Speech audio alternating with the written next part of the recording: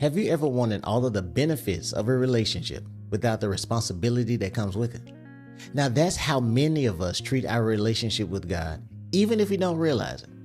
Now I want y'all to stick with me because later on I'm going to share the part of my son's question that completely stopped me in my tracks. And it made me realize how often we do this with God, even without thinking about it. Now this has been on my mind a lot lately and I wanted to talk about it with you. A simple moment at home with my son, right? Turn into something much bigger. A reminder of how easy it is for us to expect everything from God while giving him very little in return. And it really made me stop and reflect. And I think it just might do the same for you. So the other day, right, my son came to me with what seemed like a simple question. He asked, if I don't eat dinner, do I still have to do the dishes? Now I couldn't believe he would ask me that, even though honestly I understood where he was coming from. Now the question made sense in his mind, but when I stopped and I thought about it, it actually made me pretty angry. Because I thought about everything my wife and I do for him, right? The small things that he never even considers.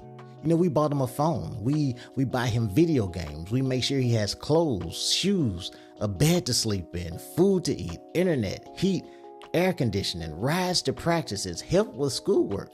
All of it. All of that we do for him because we love him. And all we ask in return is for him to do a few small chores. Something as simple as washing the dishes, right? Feels like too much for him. And then it was in that moment that I realized that's exactly how we act toward God.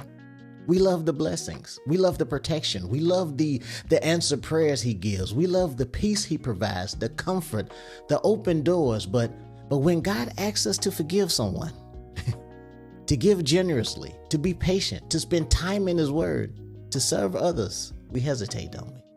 We expect God to show up for us every single time, but we struggle to do the same for him.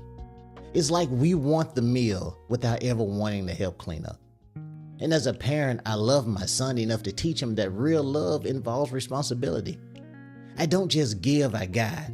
And God does the same for us. He blesses us out of love, but also grows us by calling us to his obedience. Not because he needs it, but because we need to mature. And this happens at work too. You know, I've worked with people who want the paycheck, they want the benefits, they want the time off, but they want to cut corners on the actual work. The same attitude creeps into our spiritual lives. Jesus said in John 14:15, if you love me, then keep my commandments. And that's not about rules. That's about relationship. And real love shows up. Real love serves. Real love sacrifices. And I thought back to my son's question, right? We love to say, God bless me. But how often do we say, God use me? God mold me. God, even when it's uncomfortable, I'll follow you. What if we stop treating our faith like a buffet line, picking only the things that feel good or fit our schedule? What if now? What if we said, God, I'm all in no matter what? That simple moment with my son taught me something powerful, that real love isn't transactional. It doesn't say I'll serve you if I get something back. It says I'll serve you because I love you. And God is not just our provider, he's our father. And just like I love my son enough to guide him, God loves us enough to help us grow into who he has called us to be. So I want to leave you with this. Are you asking God for everything but giving him nothing in return? Are you showing up for him in the way you want him to show up for you? Thanks for spending time with me today. I truly appreciate you being a part of these conversations with me. Now, if this spoke to your heart, please take a second to like the video and share with someone who might need a little encouragement right now.